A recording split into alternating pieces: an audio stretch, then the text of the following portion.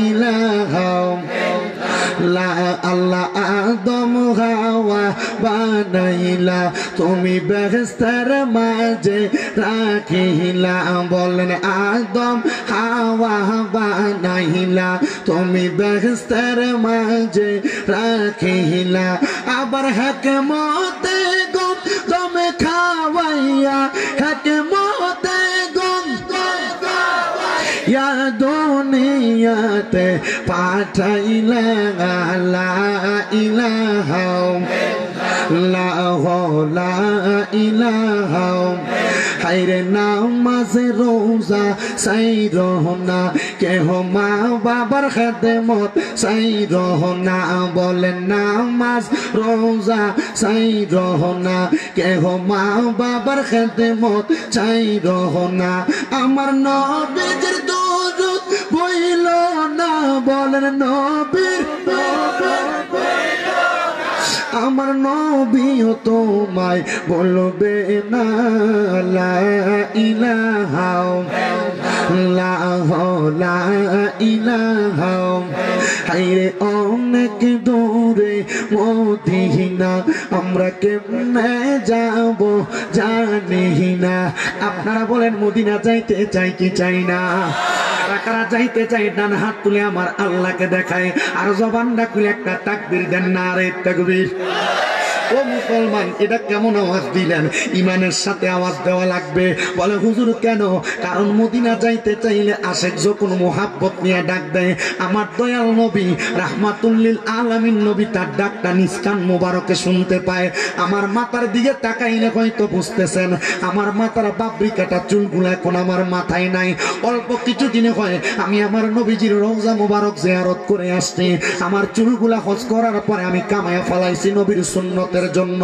কিন্তু আমার এই চরনারায়ণপুরের বাবারা ও পর্দার অন্তরালের মা বোনেরা আমি মক্কা মদিনা তাওয়াফ করার পরে আমার রাসূল পাকের রওজা মুবারকের মধ্যে যখন গেলাম আমার রাসূল পাকের রওজার সামনে দিয়া যখন ঢুকতেছি রাসূল পাকের রওজা ঢুকার সময় একটা দরজা যেই দরজার নাম বাবু সালাম নামক দরজা ওই দরজা দিয়া ঢুকার সময় আমি কত মানুষকে দেখছি মানুষ একজন আরেকজনের সঙ্গে কথা বলে মুখে মুস্কি মুস্কি হাসে কিন্তু আমি দেখলাম মানুষগুলার চোখগুলা বায়া বায়া পানি পড়ে আমার সাথে একজন বাইরে জিগাইলাম আপনি রাসূল পাকের রওজার সামনে এসে এমনি কেন কান্দেন কয় হুজুর আপনিও তো কান্দেন আপনার চোখ দিয়ে তো পানি পড়ে আমি বললাম না না না বিষয়টা এমন না মনে রাখবারে নবীর কোন প্রেমিক নবীর কোন গোলাম যদি আমার নবীজির রওজা মুবারকের সামনে চলে আসে এই ব্যক্তি নিজে থেকে কান্না করা লাগে না আমার নবীকে দেখার আবেগ নিয়ে তার চোখ দিয়ে এমনি বায়া বায়া পানি পড়ে আমি আমার নবীর রওজার সামনে দাঁড়ায় বললাম ইয়া রাসূলুল্লাহ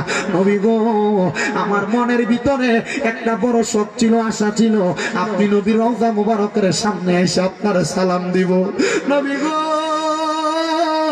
আমার মনের শখটা মিটছে গো নবী আপনার রওজা মুবারকের সামনে দাঁড়ায় আপনার সালাম দিছি এখন আমার মনের মধ্যে একটা আশা গো নবী আমার মরণের আগে আপনি নবীর রওজা মুবারকের সামনে দাঁড়াইয়া এই দোয়াটা করতেছি আমার মরণের আগে আপনি নবী একবার আমারে দেখা দিবেননি নবী গো আবু বকর সিদ্দিক আপনারে দেখছে হযরত ওমর আপনারে দেখছে হযরত ওসমান আপনারে দেখছে হযরত আলী আপনারে দেখছে আমরা পাগলারা কি আপনি নবীরে দেখতাম না তারা ইমানের চোখ দিয়ে আপনি নবীরে দেখছে নবী গো উতবা সাহেব আপনি নবীরে দেখা তারা ঈমান আনে নাই আবু জাহেল আপনারে দেখা ঈমান আনে নাই ইয়া রাসূলুল্লাহ আমার এই চোখটা দিয়া যদি আপনারে একবার দেখি গো নবী আমার জীবনের আর কোনো শখ থাকবে না বাকি আপনি নবীরে একবার আমি দেখতে চাই হে আমার চরনারায়ণপুরের টাকাওয়ালারা চরনারায়ণপুরের সম্পদওয়ালারা তোমার ক্ষেত পাথরে জায়গার অভাব নাই একটা বাড়ির পরে আরেকটা বাড়ি জোড়াও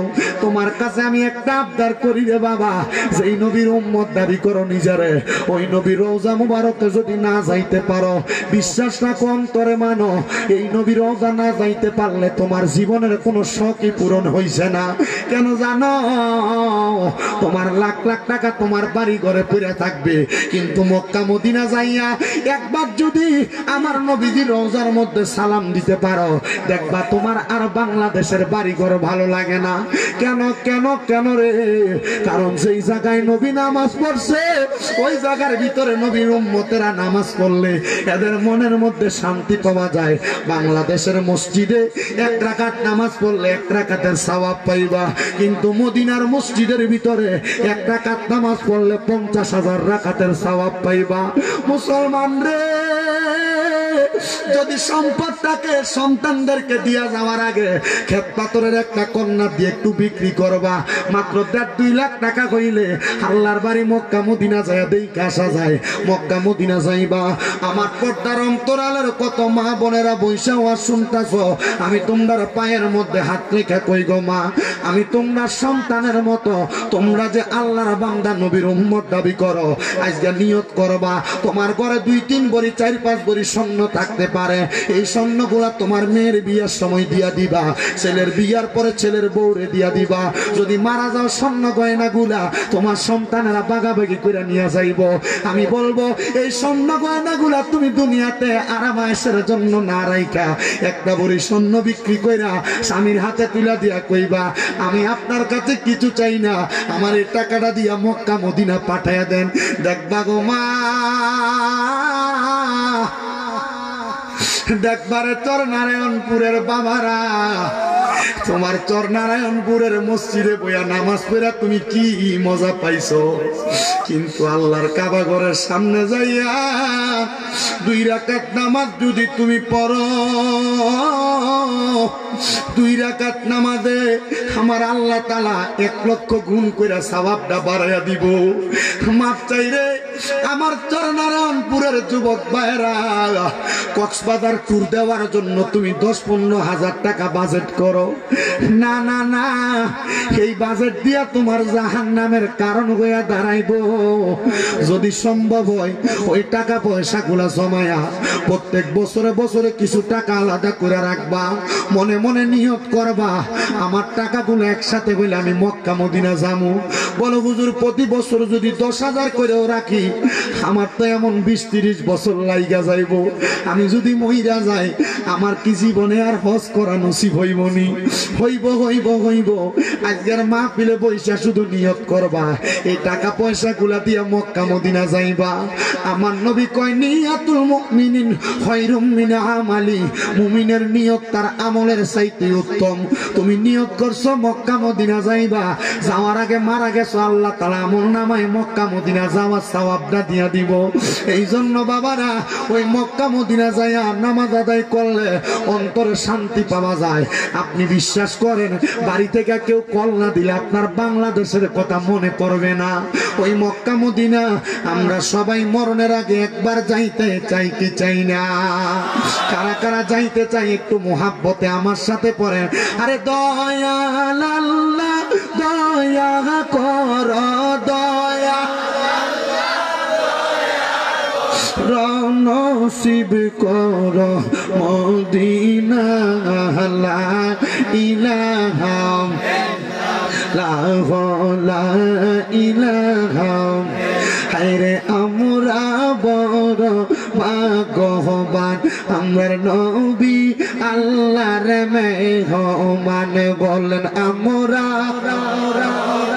গহবান, আমার নবী আল্লাহর মেহমান। তাই তো আমরা সবাই বলি ভাইজান নবী ঈমানের ঈমান, লা ইলাহা লা ইলাহা লা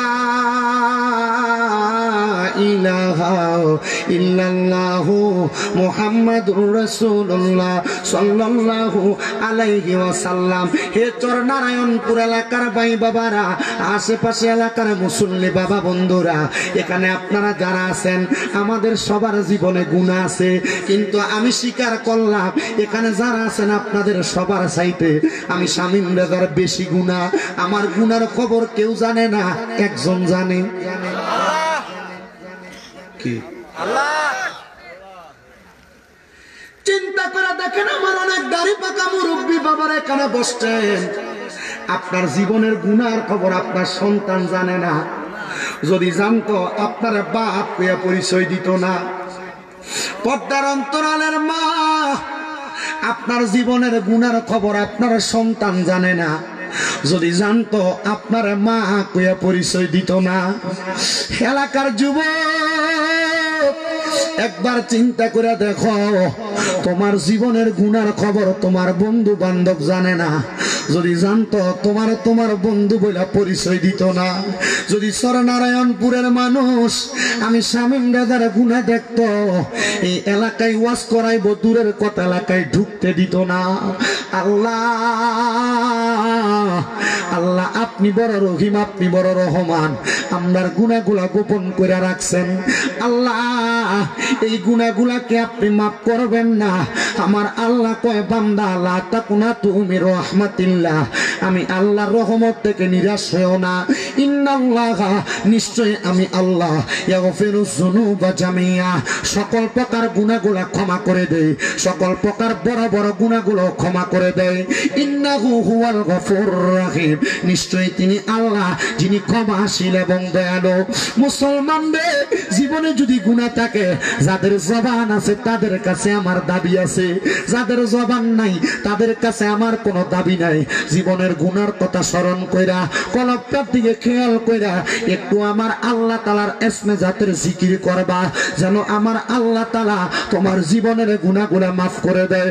মুহাব্বতের আওয়াজে একটু আমার আল্লাহ তাআলার ইসমে জাতের জিকির করেন। আল্লাহ আল্লাহ আল্লাহ আল্লাহ আল্লাহ আল্লাহ আল্লাহ আল্লাহ আল্লাহ আল্লাহ, তুমি তুমি গফর না আল্লাহ আল্লাহ, তুমি তুমি মারহাবা। আল্লাহ আল্লাহ আল্লাহ, তুমি তুমি গফর না আল্লাহ আল্লাহ, তুমি তুমি মারহাবা। আল্লাহ আল্লাহ, দমের উপর বাড়িঘর দম চাপিলে সবই পর, দমের উপর বাড়িঘর দম চাপিলে সবই পর, দমে দমে তালাশ করো কে আছে আপন। মাশাআল্লাহ আল্লাহ আল্লাহ, দমে দমে মারহাবা। আল্লাহ আল্লাহ আল্লাহ আল্লাহ, আল্লাহকে শোনাই। আল্লাহ আল্লাহ, কেবা তোমার বইনু ভাই সঙ্গের সাথী কেহ নাই, কেবা তোমার বইনু ভাই সঙ্গের সাথী কেহ নাই, পরকালে যাইবার বেলা কাউরে পাইবা না। মারহাবা আল্লাহ আল্লাহ, তুমি তুমি মারহাবা। আল্লাহ আল্লাহ, রাখবা নিচ রহনে গো মুর্শিদ, রাখবা নিচ রহনে ও গো মুর্শিদ, রাখবা নিচ রহনে মারহাবা। আল্লাহ আল্লাহ, তোমারি দিদার পাইতে অন্তর শুধু কাঁদে ও গো নবীজি, রাখবা নিচ রহনে মারহাবা। আল্লাহ আল্লাহ, তুমি মুর্শিদ আল্লাহ রবি জানে অন্তরে মারহাবা। আল্লাহ আল্লাহ, তুমি মুর্শিদ আল্লাহ রবি জানে অন্তরে।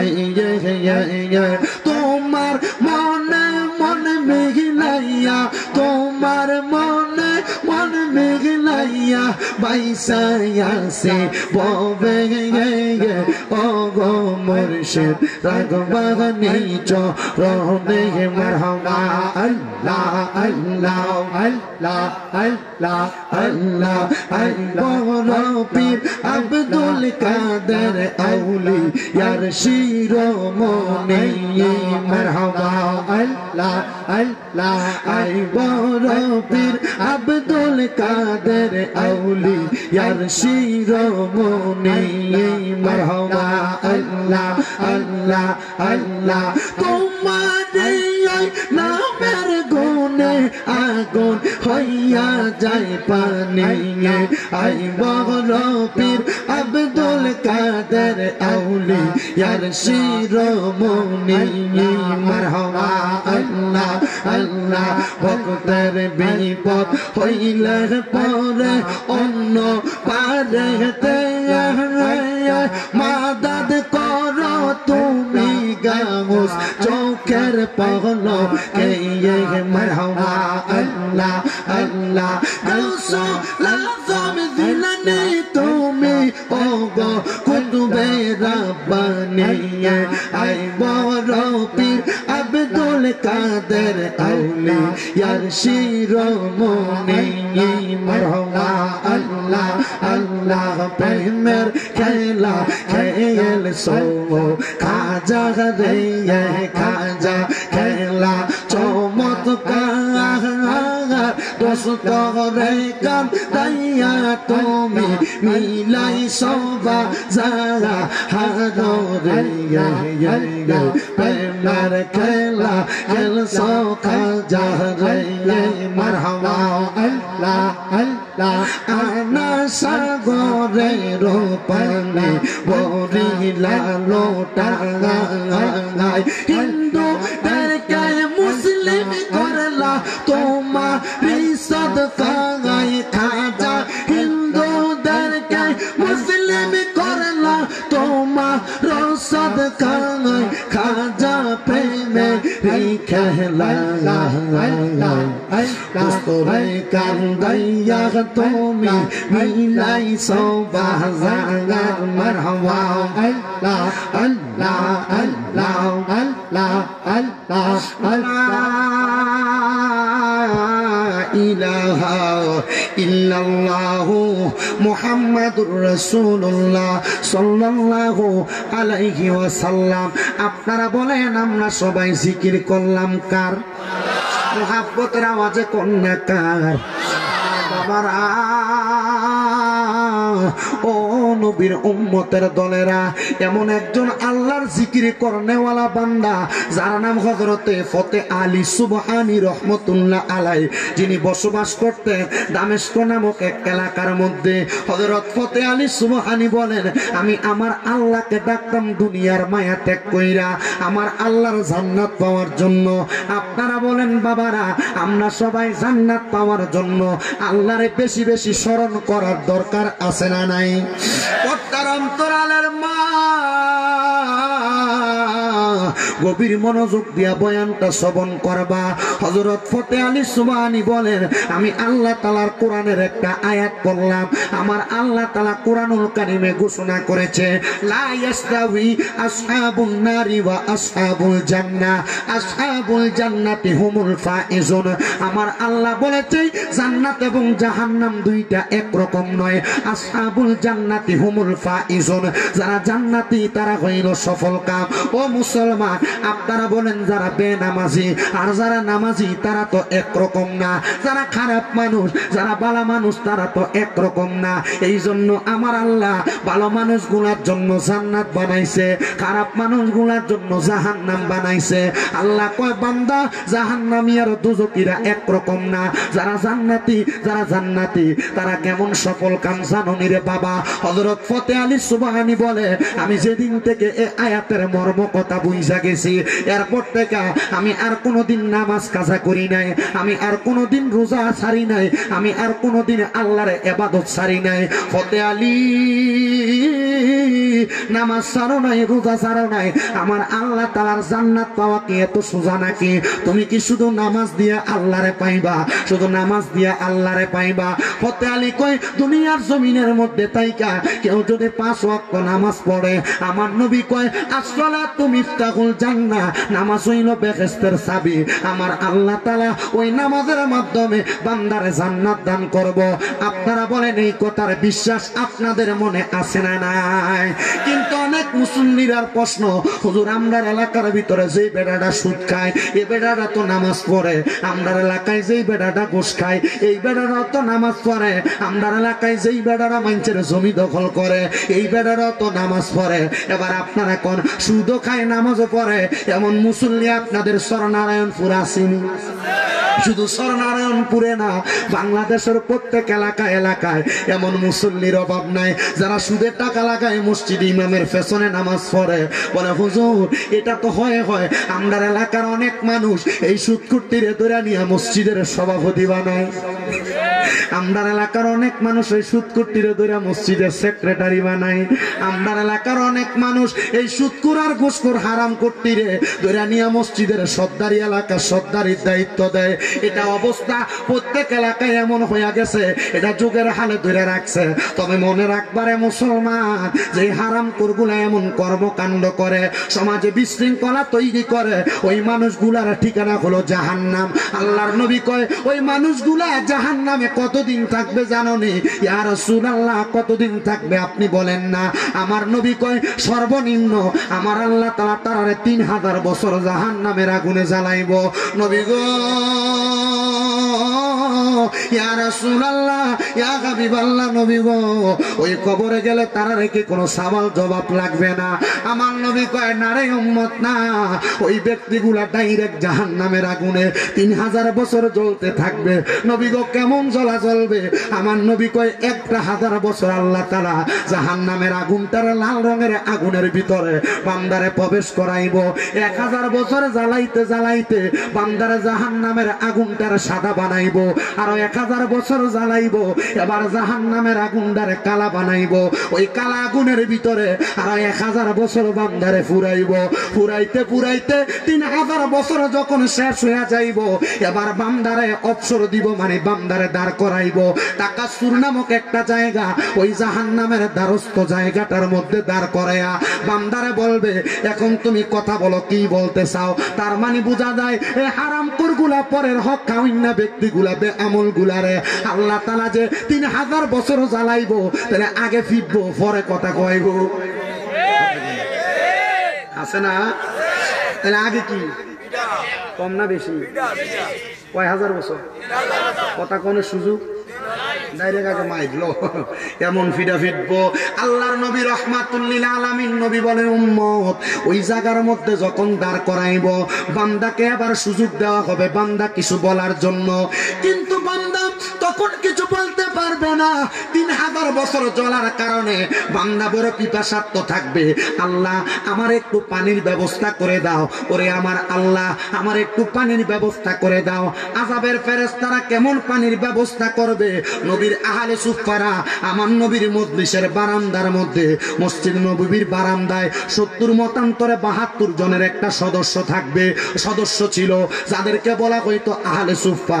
ওখানে 70 জন সাহাবা আমার নবীরে কই ইয়া রাসূলুল্লাহ জাহান্নামীদেরকে কি ওই সময় পানি দেওয়া হবে না? আমার নবী কয় হ্যাঁ দেওয়া হবে ইয়া রাসূলুল্লাহ, তারা কি ওই পানি পান করবেন নবী? আমার নবী কই উম্মত হো আমি নবীর উম্মতের দলেরা, ওই জাহান্নামীদেরকে পানি দেওয়া হবে, কিন্তু দুনিয়ার পানি যেমন পানি এদেরকে তেমন পানি দেওয়া হবে না। এদেরকে দেওয়া হবে এমন কিছু পানি অন্যান্য জাহান্নামীদেরকে আগুনের মধ্যে পুরানোর পরে এদের যেই রক্তপুঁজগুলা বাহির হয়েছে, ওই রক্তপুঁজগুলা একটা লোহার গরম পাত্রের মধ্যে করে দেওয়া হবে। লোহার পাত্রটা কেমন হবে জানো নি রে চর নারায়ণপুরের বাবা? লোহার পাত্রটা এমন হবে আগুনের মধ্যে লোহার পোড়াত দিলে যেমন একটা কয়লা লাল হয়ে যায়, লোহার আগুনের গরম পাত্রটা এমন লাল হয়ে যাবে। ওইটার মধ্যে করে রক্ত এবং পুঁজগুলা দেওয়া হবে। হাদিস শরীফে এই রক্ত এবং পুঁজগুলাকে বলা হয় তিনাতুল খাবাল। ওই তিনাতুল খাবাল গুলা দেওয়া হবে, বান্দা পান করো। নবী গো এই পানি কি তারা পান করবে? আর যদিও দুনিয়াতে পানির মধ্যে একটা পোকা পড়লে ওই পানিটা ফালাইয়া তুমি তোমার পোকাওয়ালা পাত্রটারে ধুইয়া তারপরে পানি পান করো, কিন্তু ওই পানির পাত্রটার মধ্যে কোনো পোকা না, অন্য রক্ত পুঁজগুলা থাকবে, তুমি পানিগুলা পান করবে। এই পানি যখন পান করবা পেটের নাড়ি গুড়িগুলা এই তোমার পায়খানার রাস্তা দিয়ে নিচের দিকে পড়ে যাবে। ও মুসলমান, হারামটা কাজে খাও, সুদের টাকা ঘুষের টাকা যে খাও, পরের হক মাইরা মাইরা যে খাও, মনে রাখবা মিথ্যা কথা বইলা যে ব্যবসা করে খাও, আমার আল্লাহ তাআলা তোমাদের জন্য কি কষ্টদায়ক শাস্তি রাখছে। এই শাস্তিগুলা পাইলে তুমি কবরে কেমনে জবাব দিবা? আমরা সমাজে বেড়া মানুষ সুদ খায় তো খায়, এখন সুদের ব্যবসা বাড়ি বাড়ি মহিলারাও করে না? এখন সুদের একটা ইন্টারন্যাশনাল ব্যবসা চালু হয়ে গেছে। এখন আর মানুষ এলাকার মধ্যে সুদের ব্যবসা করে না। বলে হুজুর কেমনে করে? এককালীন 20 লাখ 30 লাখ ব্যাংকে রাইখা দেয়, মাসে মাসে তুইলা খায়। ফিক্সড ডিপোজিট করে না? ফিক্সড ডিপোজিট এটা আপনারা হালাল কয়, কেমনে খায় না? আমরা কথা কই না রে। আমি গত কয়দিন আগে কচু এক মাহফিলে গেছি। আমি যখন সুদের ওয়াজ করি, এই যে 2-3 জন উঠতে গেছে, মানুষ ঠিক ঠিক জোরে কইতাছে। নাই মা অনেক হুজুর আর একটু বেশি করে পারলাম না, ধর্মিয়া যদ্দূর করছি দূর তো আলহামদুলিল্লাহ। হুজুর ওয়াজ করার সময় 2-3টা উঠতে গেছে, দেখছেন? হুজুর এডি হেডি এডি কোনডি এই ওয়াজের সময় উঠতেন না, সাবধান দেখছেন আবার, কিন্তু পর আবার মানছে আপনারা হেডে মনে করবো। আর সুদের ব্যবসার নতুন সিস্টেম, 3 লাখ টাকা 3.5 লাখ টাকা রাইখা দেয়।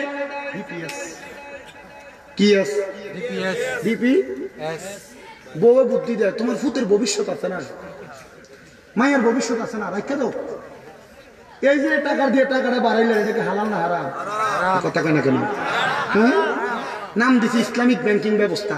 যেই দেশের কেন্দ্রীয় ব্যাংক সুদ দ্বারা পরিচালিত হয়, এই দেশে কোনো ইসলামী ব্যাংকিং ব্যবস্থা নেই। কথা কি ক্লিয়ার বুঝতে পারছে? মনে রাখেন বাবারা। বলে হুজুর তাহলে আমরা যে ব্যাংকে টাকা রাখি, আমরা যে কিছু লাভ যোগ হয় বছরের পরে, তখন কি হবে? এটার একটা শরীয়তের মাসালা আছে। যারা হক্কানি আলেম তারা মাসালা দিছে, ওই যে টাকাটা বছর শেষে যোগ হয়, এই টাকাটা তুলে ফেলবা। দান করার নিয়তে না, কোনো মানুষকে এটা দিয়ে দিবা, সাহাবের নিয়তে দিবা না, এমনি দিয়ে দিবা না, কাজে লাগানোর লেগে দেওয়া যেত না। মানে একটা লোকের দিয়ে দিবা আর কি, তবে তুমি এটা থেকে সাওয়াব পাইবে এই নিয়তে দিও না। মনে আছেন না খাবেন না, বুঝা লইন কেমনে খায় অনেকে। হুজুর আমরা চিন্তা করছি, ভবিষ্যতের কথা চিন্তা করে রাখলাম আর কি। হারাম খানা কবরে গেলে এমন ফিটা ভিড়বো কবরে। তা আপনি যে সন্তানের জন্য হারাম খাইতেছেন, আপনার ছেলেকে ভালো একটা প্রতিষ্ঠানে পড়াইবেন, এই জন্য এককালীন কিছু টাকা রেখে এটা উঠাইয়া ছেলের খরচ চালাইতেছেন। এই ছেলের কাছে আপনি হাসরের ময়দানে একটা আমল চাইবেন, নেক আমল। আব্বা একটা আমল লেগে ধরা খাইছি, আমি জান্নাতে যাইতে চাই। ফুতে গোবা আপনারা চিনি না, কিরে তোর লাগে তো সুদ খেলাম। ফুতে গোবা আপনি বাপ হিসাবে দায়িত্ব ছিল আমার খাওয়ানো, সুদের টাকা না গোসের টাকা আমার দেখার বিষয় না, খাওয়াইছেন, এখন আপনি আপনার প্রতিদান নেবেন। হালাল খাওয়ান নাই কেন, এটা শাস্তি আপনি পাবেন। যে ফুতে পরিচয় দিত না, এই ফুতের হারাম টাকা থেকে খাওয়াইবেন কেন?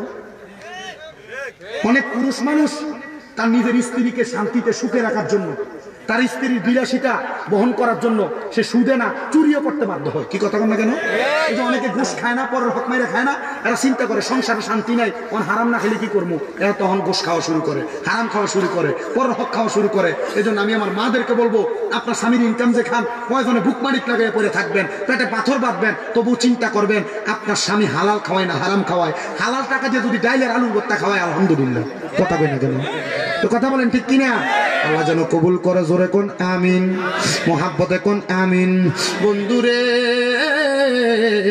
ওই জাহান্নামের মধ্যে আল্লাহ তাআলা এমন শাস্তি দিব। হযরত ফাতে আলী সুবহানী বলেন, আমি চিন্তা করতে লাগলাম, দুনিয়ার জমিন থেকে কবরে গেলে আল্লাহ তাআলার জাহান্নামে আমাকে জ্বলা লাগবে। এই জন্য আমি জাহান্নামকে ভয় কইরা আমার ঘরের মধ্যে একা একা ইবাদত করতে লাগলাম। এমন টাইমে আমার ঘরের মধ্যে রাত্রবেলা নামাজের ওয়াক্ত হয়ে গেছে। ওই নামাজটা হলো তাহাজ্জুদের নামাজ। কিসের নামাজ?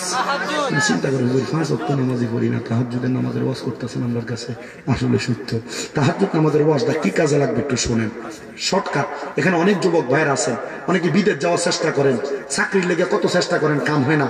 আমি বলবো তাহাজ্জুদ করেন, 3 মাস কাজ হয়ে যাবে। অনেক মা বোন পর্দার আড়ালে আছেন, আপনার সন্তান হয় না, আমি বলবো তাহাজ্জুদ করেন, সন্তান গর্বে আল্লাহ তাআলা দান করবে নিয়ামত হিসেবে।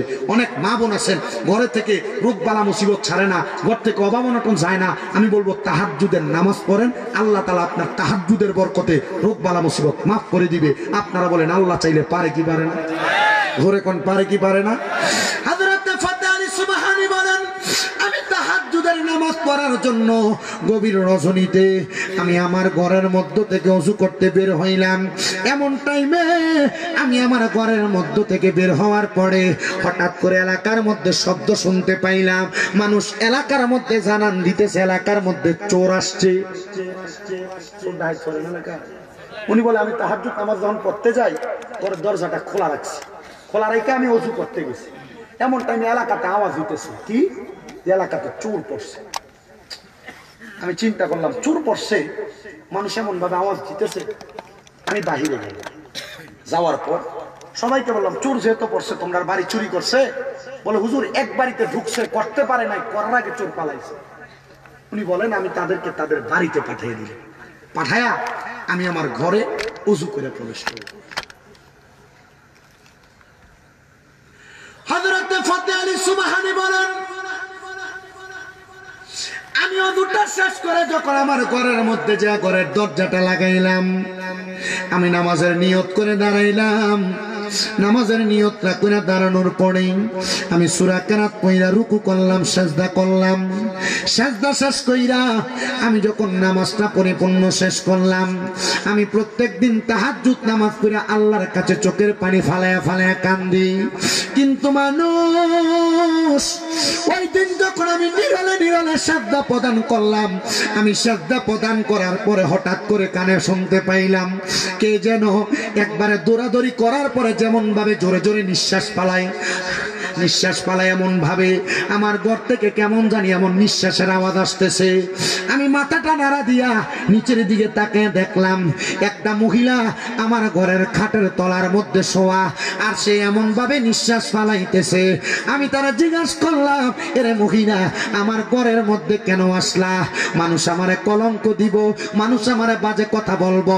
তুমি কি জানো না আমারে মানুষ যদি বাজে বলে আমি আমার আল্লাহ তাআলার সন্তুষ্টি অর্জনের জন্য আমি এখন ইবাদত করতেছি আল্লাহ তাআলার জান্নাত পাওয়ার জন্য। এ মহিলা তুমি আমারে বলো না তুমি কেন এই জায়গার মধ্যে প্রবেশ করলা? মহিলা ওই খাটের তলা থেকে বাইরে হইয়া ডাক দিয়ে কই হুজুর আপনার কাছে আমার আবদার হলো, এই যে কিছুক্ষণ আগে মানুষ চোর বলে বলে তাড়া করছে, আমি তো ওই মহিলা যেই মহিলা চুরি করার জন্য মানুষের ঘরে হামলা চালাইছিলাম। এ মহিলা তুমি যে মানুষের ঘরে যে হামলা চালাইলা, তুমি কি জানো না এই চুরি যেই ব্যক্তি করে চুরি করার সময় ওই চোরটার ঈমান থাকে না? তোমার ঈমান আসেনি গে মহিলা? মহিলা কই হুজুর ঈমানের ব্যাপারে আমারও ততটা ধারণা নাই, তবে আপনি বলেন না এখন আপনি আমার তারার কাছে ধরাইয়া দিবেন না? হুজুর বলে এ মহিলা তুমি চুরি করবা আর আমি তোমার চোরের কাছে সহযোগিতা করব না। না না আমি এই মুহূর্তে তোমার তাদের কাছে ধরাইয়া দিব। মহিলাটা আল্লাহর ওলি ফতেহ আলী সুবহানীর পাগুলার মধ্যে জড়াইয়া ধরছে, ধরে ডাক দিয়ে কয় হুজুর আপনি যদি আমারে এই মুহূর্তে মানুষের কাছে ধরাইয়া দেন মানুষ আমারে মারবে, আমারে আঘাত করবে গো হুজুর। মানুষ আমারে মারার কারণে আমি দুনিয়া থেকে হয়তো বিদায় গ্রহণ করতে পারি, কিন্তু হুজুর আপনার কাছে আমার আবদার হইল আপনি যদি আমারে তাদের কাছে ধরাইয়া না দেন আমি তওবা করব, আমি আর কোনোদিন চুরি করব না। হুজুর বলে মহিলা তবুও তওবা করার পর তুমি মানুষের কাছে মাপ চাওয়া লাগবে। হুজুর বলে ও জগতের মানুষ রে, এবার মহিলাটা যখন তওবা করছে, তওবাটা করার পরে আমি তারে আবার মানুষের সামনে নিছি মাপ চাওয়ানোর জন্য, কিন্তু এলাকার মানুষ রাগান্বিত হইয়া ওই মহিলাটার উপর আঘাত করছে, এমন মারা মারছে ওই মহিলাটা দুনিয়ার আলো ত্যাগ করে দিয়া দুনিয়ার মায়া ত্যাগ করে দিয়া কবরের বাসিন্দা হয়ে গেছে, মানে ইন্তেকাল করছে। দেখবেন এলাকায় চোর ধরা খাইলে যে কোনোদিন একটা মশাও মারে নাই, চোররে যায় মারে। আল্লাহর নবী বলে যদি কোনো মানুষ চুরি করে তার চুরি করার কারণ জিগাইবা। নবী গো কেন? বলে যদি শোনো সেই ব্যক্তি অভাবের তাড়নায় চুরি করে তাহলে তার এলাকার বাদশারে ডাক দিবা। নবী গো কেন? নবী আমার জানাইয়া দেয় তার বাদশা তার চুরি করার কারণ জানে কিনা জিজ্ঞাসা করবা। যদি না জানে, যদি ব্যক্তি বলে অভাবে পইরা চুরি করছে, তাহলে ওই এলাকার বাদশার হাতটা কাইটা দাও। নবী গো কেন? বলে ওই বাদশা কি খবর রাখে নাই তার এলাকার একটা মানুষ না খাইয়া জীবন জীবন যাপন করে, চুরি করতে বাধ্য হয়েছে। কত মানুষ তো এলাকার মধ্যে না খেয়ে থাকে, এলাকার বাদশা নেতাকে তার অভাব থাকে না, কিন্তু নেতাকে তার ভোটের সময় খবর হয়, কিন্তু আর আজীবন কোনো খবর থাকে না। চাউল যদি সরকারি ভাবে 20 কেজি আসে, 15 কেজি খাই দিয়া 5 কেজি মাইরা দেয়, এমন নেতাও কিন্তু আছে। কি কথা নাই আসেনি?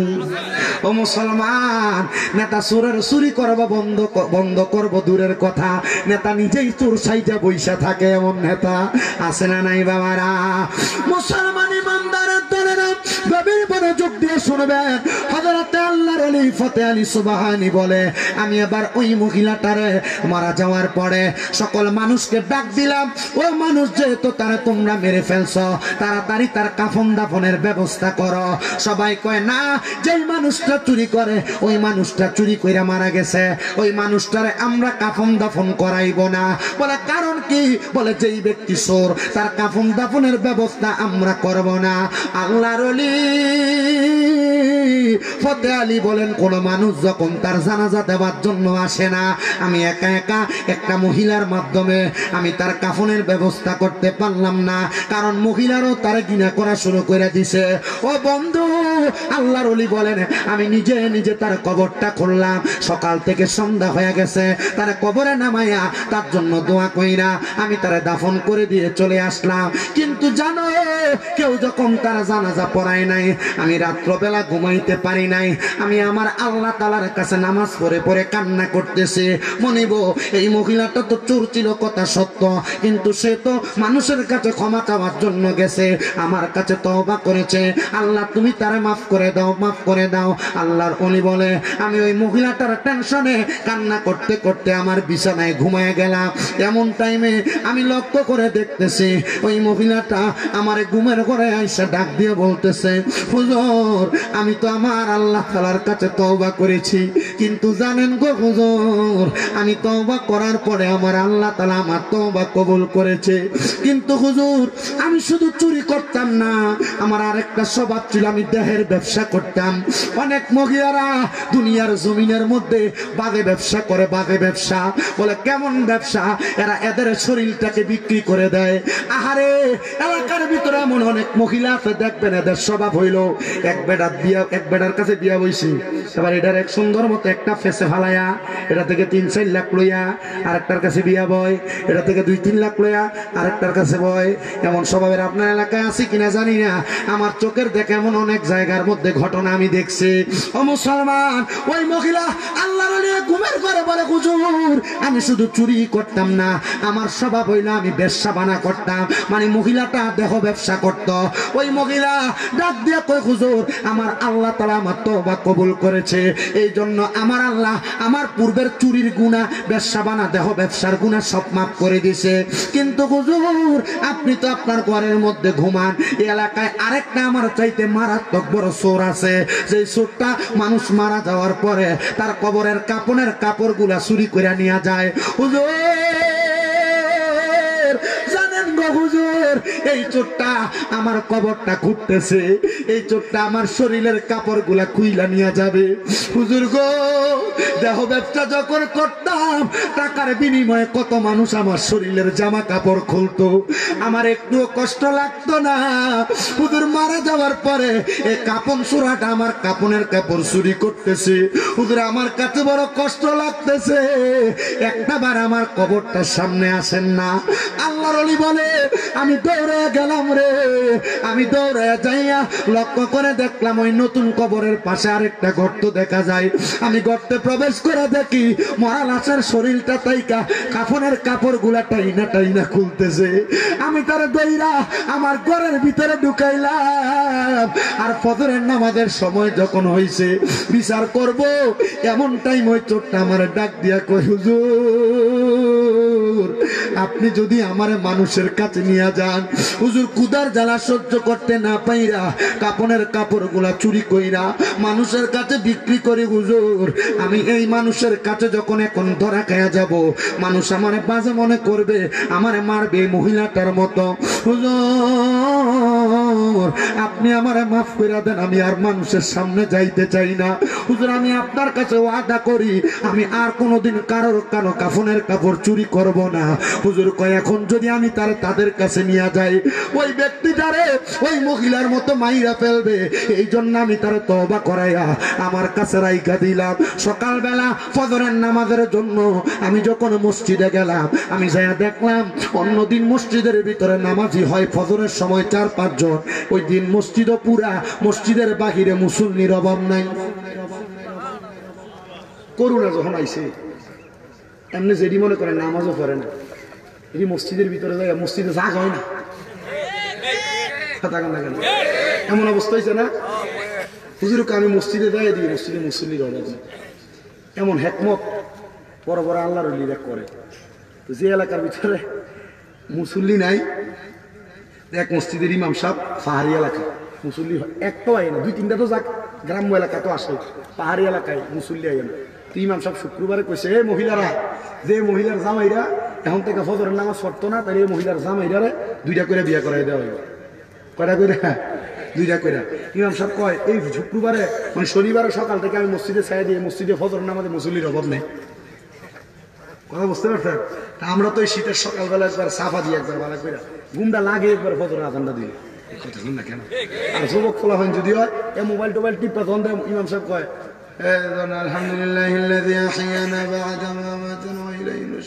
মোবাইলটা সাহায্যে ঢুকে এরপরে ঘুমা। কথা যে কর নাম নেরা, কথা কি সত্য না মিথ্যা? 100% সত্য। আপনাদের তো আমার কুমিল্লা 6টা মাদ্রাসা চলে। কয়টা? 6টা। আমার মাদ্রাসার এক শিক্ষক ছাত্ররা যে ঘুমায়, এবার আর এক স্বভাব, এবার আর একটা মোবাইল দিয়ে কি করে, মোবাইল দিয়ে।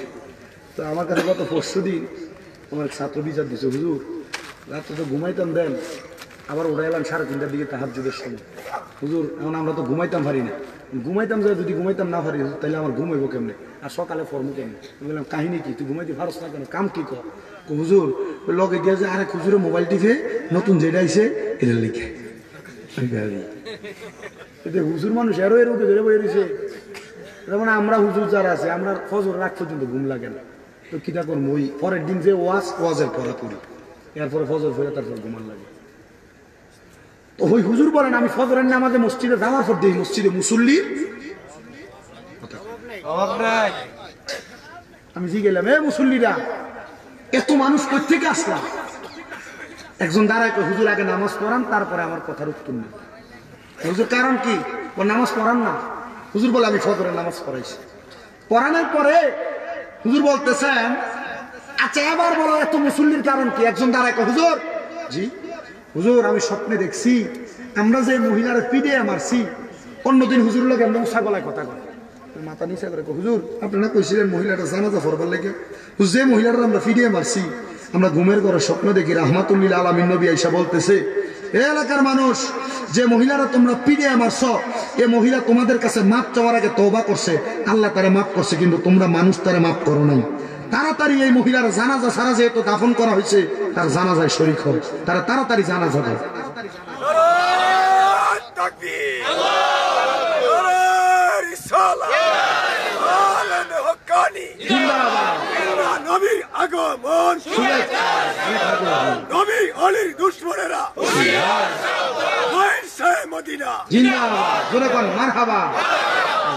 বুঝছেন তো কি কইছি?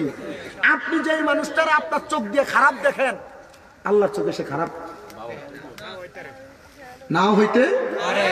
এই জন্য ঝগড়া বিবাদ দ্বন্দ্ব মারামারি কাটাকাটিতে লিপ্ত হওয়ার আগে সাবধান। আপনি একজনকে খারাপ জানতেছেন, খারাপ বলতেছেন, সে তো আপনার মাওলার কাছে ভালো হইতে পারে। কথা বলতেছেন?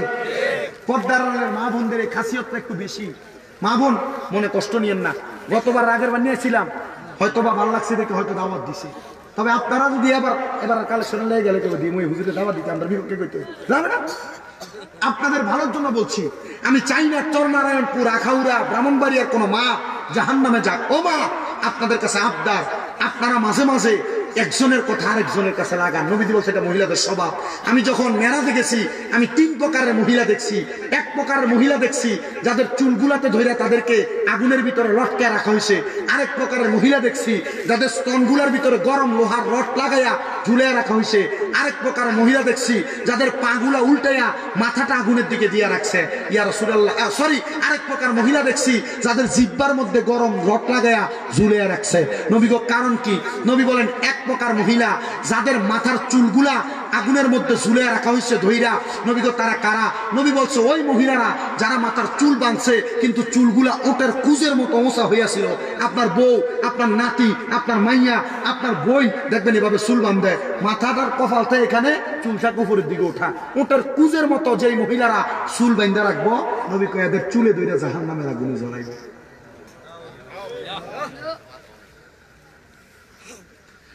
দুই প্রকার ওই মহিলা, যেই মহিলারা তাদের জবান দ্বারা তাদের স্বামীকে এবং সন্তানকে লানত দেয়। এমন অনেক মহিলা আছে সন্তান কোনো ভুল করো কারণ নাই করো, ঘরে আসলে কই তোর উপর খোদার গজব ফরুক। স্বামী বাজার থেকে কর্ম থেকে আসার পর কোন কর্ম একটু পানির জন্য যদি ডাক দেয়, স্বামীকে যদি না দেয়, স্বামী যদি ধমক দেয়, স্বামীকে লানত দেয়, তোর উপর খোদার গজব পড়ুক, এমন লানত দেয়। আল্লাহর নবী বলেন এমন মহিলা যারা তাদের জবান দ্বারা লানত দেয় এবং এক মহিলা অন্য মহিলার ব্যাপারে গীবত করে, আল্লাহর নবী বলে আমি দেখলাম এদের জিহ্বার মধ্যে গরম রড লাগাই দিয়ে এদেরকে জাহান্নামের আগুনে সেক দেওয়া হইতেছে। নবী গো আর কাদেরকে এমন দেখছেন? নবী আমার বলে 3 নাম্বার, যে মহিলাদের স্তনের মধ্যে দুগ্ধের ভিতরে রড লাগাইয়া দিয়ে আগুনের মধ্যে সেক দেওয়া হইতেছে। নবী কারা? তারা নবী আমার বলতেছে ওই মহিলা হলো তারা যারা পোশাক পরে উলঙ্গ ছিল, যারা পোশাক পরে উলঙ্গ ছিল। আপনার বউ, আপনার বোন, আপনার মা এরা পর্দা করে না। আপনার বউরা যে বোরকা পরে, বোরকা পরলে সে উলঙ্গ থাকলে যেমন দেখা যাইতো, সে বোরকা পরলে শরীরের স্ট্রাকচারটা এমনই বোঝা যায়। এটা পর্দা না, এটা বোরকা না, এটা শয়তানি। নবী কয় পোশাক পরে উলঙ্গ, পোশাক পরার পর অনেক মহিলা তাদের কাপড়ের ভাঁজ দিয়া তাদের পেট দেখা যাইতো, এই মহিলাগুলা বেপর্দা। অনেক মহিলারা এমন জামা কাপড় পরে, এমন পোশাক পরিধান করে, পাতলা জামা কাপড়, যেই জামা কাপড়ের ভিতর দিয়া তাদের শরীরের অঙ্গ প্রত্যঙ্গ আইডিয়া করা যায়। আল্লাহর নবী বলে পোশাক পরে উলঙ্গ ওই মহিলাগুলা জাহান্নামের মধ্যে আমি নবী দেখলাম।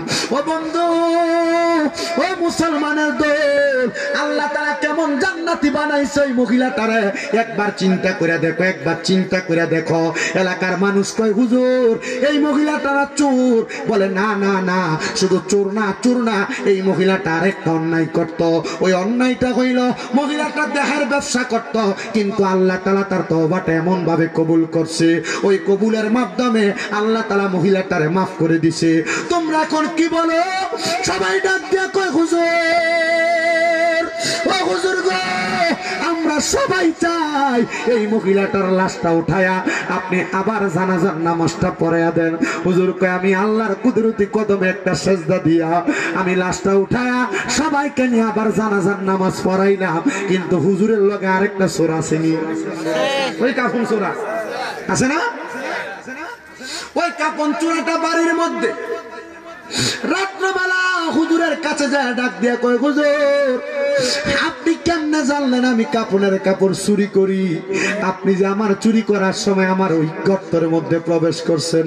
হুজুর কয় আমি নামাজ পড়া মুরাকাবা যখন করছি মহিলাটার ব্যাপারে আমার আল্লাহ তাআলা কুদরতি ভাবে ঘুমের ঘরে স্বপ্নে আমার দেখা দিছে। ডাক দিয়া কয় হুজুর আমি কাপন চুরি করি কেন জানেননি? আমি আমার দুনিয়াতে আমার মারে পাই নাই, আমার বাপরে পাই নাই, আমার মা বাবা ইন্তেকাল করেছে, আমার মানুষ করার মতো কোনো মানুষ ছিল না, এজন্য আমি পথভ্রষ্ট হয়ে গেছি। মনে রাখবা সন্তান, তোমার মা বাবা তোমার প্রতি যত রকমের ব্যবহার করুক না কেন, ওই মা বাবা কোনোদিন তুমি সন্তানের খারাপ চায় না। অনেক সময় বাবা তোমার মারে, মা বাপ তোমার ধমক দিয়ে কথা বলে গালি দেয়, মনে রাখবা না না না, ওই মা বাবা তুমি সন্তানের কোনো না কোনো ভালোর জন্য ধমক দিছে। কিন্তু এখন বর্তমান জামানায় এমন একটা অবস্থা, সন্তান ওই মা বাবার ধমক সহ্য করতে পারে না। মা বাবা একটা ধমক দিলে উল্টে আরেকটা ধমক দেয়। সন্তান বাবার রাগটা সহ্য করতে পারে না, বাবা ধমক দিলে বাবার উপর দিয়ে আরেকটা ধমক দেয়। না রে সন্তান না, এমন আব্বা আম্মা যদি বাইচা থাকে, এদেরকে কষ্ট দিও না, এদেরকে ধমক দিও না, এদেরকে আঘাত দিও না। ওই ছেলে ডাক দিয়ে কয়, হুজুর আমার মা বাবা না থাকার কারণে আমি পথভ্রষ্ট হয়ে গেছি গো হুজুর, তবে আপনার কাছে আমি আবদার জানাইছি গো হুজুর, আপনি যেহেতু ওই মহিলার কবরের খবর বলতে পারছেন, আমার মা বাবা কবরে কেমন আছে আপনি বলতে পারবেন। হুজুর ডাক দিয়ে কয়, এ পাগল, সকল কিছুর খবর তো জানে আমার আল্লাহ, তবে আমি তোরে একটা ফয়সালা দিতে পারি। আল্লাহ কোরআনে কয়, ওয়া মিনাল লাইলি ফাতাহাজ্জাত বিহি নাফিলাতাল লাকা আসা আইয়াবাসাকা রাব্বুকা মাকামাম মাহমুদা। নবীজি আপনি রাতের কিছু অংশে তাহাজ্জুদের নামাজ আদায় করেন, অতি সত্বর আপনাকে প্রশংসার দরজা মাকামে মাহমুদ প্রদান করা হবে। এই আয়াত যখন আমার নবীর উপর নাজিল হইছে, আম্মা জান আয়েশা সিদ্দিকার ঘরে আমার নবী অবস্থান করছিলেন। আম্মা জান আয়েশা কয়, ওই দিন রাত্রবেলা আমি তাকে দেখলাম আমার নূরের নবীজির নামাজের সেজদা লম্বা করতেছে। নবীজি ওই দিন যত লম্বা নামাজের সেজদা করছে, আমি আর অন্য কোনো দিন এমন অবস্থা দেখি নাই। আমি আমার নবীরে বললাম, ইয়া রাসূলুল্লাহ, নবী গো, আপনি নামাজের মুসল্লায় এমন ভাবে কেন কান্না করেন? আমার নবী নামাজ শেষ করে আমার উত্তর দেয়, আয়েশা, আল্লাহ বলছে তাহাজ্জুদ নামাজের ওসিলায় আমার আল্লাহ তাআলা আমারে মাকামে মাহমুদ দান করবে। আমি আমার আল্লাহ তাআলার কাছে জিজ্ঞাসিত করলাম, আল্লাহ আমি নবী দুনিয়াতে থাকবো না, রওজা মোবারকে থাকবো, আমার উম্মত যদি তাহাজ্জুদের নামাজ পড়ে আপনি আমার উম্মতরে কি দান করবে? আম্মা জান আয়েশা সিদ্দিকা কই, ইয়া রাসূলুল্লাহ, আল্লাহ কি ফয়সালা দিয়েছে? কারণ আমার আল্লাহ তো আপনি নবীর দোয়া ফিরায় না, আপনার দোয়া কবুল করে। আপনার একটা উপাধি হইল মুস্তাজাবাতুদ দাওয়াত, আপনি নবী কোন দোয়া করলে ওই দোয়াটা কবুল হয়ে যায়। নবী গো, আল্লাহ কি বলছে? আমার নবী ডাক দিয়া কয়, আয়েশা, আমার আল্লাহ তাআলা বলছে আমি দয়াল নবীজির উম্মতেরা যদি তাহাজ্জুদ নামাজ পড়া আমার আল্লাহ তাআলার কাছে কোনো আবেদন জানায়, আমার আল্লাহ তাআলা তাদের সব আবেদনগুলা গ্রহণ করে নিবে। নবী গো, তাইলে বুঝতে পারলাম ওই তাহাজ্জুদ নামাজের ওসিলায় আপনি আপনার উম্মতের সব আবেদন কবুল করে নিবেন। ওই ছেলে ডাক দিয়ে কয়, হুজুর আমার বলল তাহাজ্জুদ নামাজ পড়ার জন্য, আমি তাহাজ্জুদের নামাজটা পড়া আমি আমার আল্লাহ তাআলার কাছে কান্না করতে লাগলাম। আমি দেখলাম আমার আব্বা আম্মা দুইজন জান্নাতের মধ্যে সুন্দরভাবে ঘোরাফেরা করতেছে। ও জগতের মানুষ, আমি আমার আব্বা আম্মার কাছে জিজ্ঞাসিত করলাম, ও আম্মা জান, ও আমার কলিজার টুকরা আব্বা জান, আপনারা যে জান্নাতের মধ্যে ঘোরাফেরা করতেছেন, আমার আল্লাহ তাআলা কি আপনারা এত সুন্দর জায়গা দান করছে? মা বাপ দুইজন ঘুমের ঘরে, আমার তাহাজ্জুদ নামাজের মুসল্লায় ডাক দিয়া কই, না রে সন্তান, এতদিন পর্যন্ত আমার আল্লাহ তাআলা আমরা মা বাপরে জাহান্নামের আগুনের মধ্যে পুরাইছে, কিন্তু আজকে আমার আল্লাহ তাআলা আমরার নাজাতের ফয়সালা কইরা দিছে। মাগো, একবার কি জানতে চাইছেন নি আমার আল্লাহ তাআলা আপনারে কেন নাজাত দান করছে? আমার মা বাবা আমারে জবাব দেয়, এ সন্তান, এতদিন পর্যন্ত তুমি এমন একটা অপকর্ম করতা, মানুষের মরা মানুষের কাপনের কাপড়গুলা চুরি করতা, এই জন্য আমার আল্লাহ আমরা মা বাপরে কবরের মধ্যে আযাব দিছে। মনে রাখবারে চরনারায়ণপুরের বাবারা, তুমি যদি তোমার সন্তানরে দুনিয়াতে একটা ভালো সন্তান বানিয়ে যাও, ওই সন্তানের দোয়ার কারণে আল্লাহ তাআলা তোমার কবরের আযাব মাফ করে দিবে। তুমি যদি তোমার সন্তানকে খারাপ বানাও, সন্তান যদি দুনিয়ার গান বাজনা নাচানাচি খারাপ বদকাজ নিয়ে ব্যস্ত থাকে, আমার আল্লাহ তাআলা ওই সন্তানের কারণে কবরের মধ্যে তুমি মা বাপরে পুরাইব। ওই সন্তান ডাক দিয়া কয়, মা আমার আল্লাহ যে আপনাদেরকে নাজাত দিল, এটার কারণটা কি? মা বাপ বাপ আমারে জবাব দেয়, রে সন্তান, আমার আল্লাহ তাআলা আমাদেরকে নাজাত দেওয়ার পরে আমরা জিজ্ঞাসিত করেছিলাম, আল্লাহ জানাইছে এ মা বাবা তোমাদের সন্তান আল্লাহ তাআলার কাছে তওবা করেছে, আমি আল্লাহ তাআলা তোমাদেরকে ক্ষমা করে দিয়েছি। এ আমার চরনারায়ণপুরের বাবারা, আজকের মাহফিলে কে বসছো? তোমার মা কবরে, তোমার বাবা কবরে, ওই কবর দেশে মার শোয়া দিয়ে আজকের মাহফিলে বসছো। মা বাপ কবরে কেমন আছে একবারও খবর লইলা না, একবারও মা বাবার জন্য চিন্তা করলা না। এমন অনেক সন্তান আছে মা বাপরে কবরে শোয়া দিয়ে আসছে, অনেক বয়স্ক মানুষ আছে আম্মা আব্বার কবরটা চিনেও দিতে পারবে না।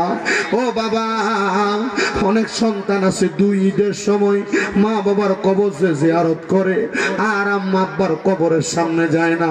কিন্তু আমার নবী জানিয়ে দেয়, তিরমিজি শরীফের হাদিস, উম্মতেরা প্রত্যেক জুমার নামাজের পরবর্তী সময় কোন সন্তান যদি তার মার কবরের সামনে বাবার কবরের সামনে দাঁড়ায় যায়, আমার আল্লাহ তাআলা ওই সন্তান হাত বাড়ায়া দোয়া করার সাথে সাথে দোয়া শেষ করার আগে তার মা বাবার কবরের আযাব মাফ করে দেয়। হায় রে,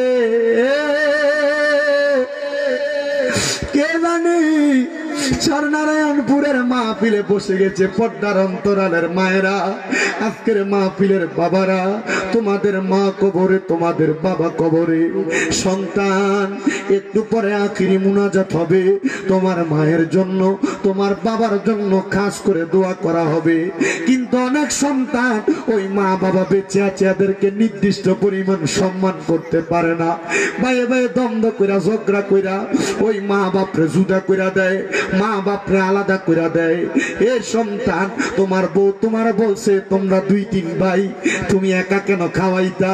তুমি তখন মা বাপরে সকালে এক ঘরে খাওয়াও, দুপুরে এক ঘরে, বিকাল বেলা আরেক ঘরে খানা খাওয়াও। এমন কেউ যদি কইরা থাকো, দে চরনারায়ণপুরের বাবারা তোদের পাও আমার সামনে দে, আমি শামীম রাজা জিব্বা দিয়া চাইটা চাইটা তোর পাওটা আমি পরিষ্কার করে দিব। বলে হুজুর কেন কেন? এটার কারণ হইল কি জানো?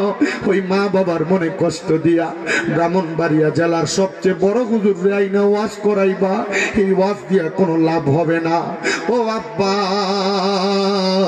ওই মা বাবার যদি এমন কষ্ট দিয়া থাকো, এখান থেকে বাড়িতে যাইয়া মা বাবার পা ধরে মাপ চাইবা।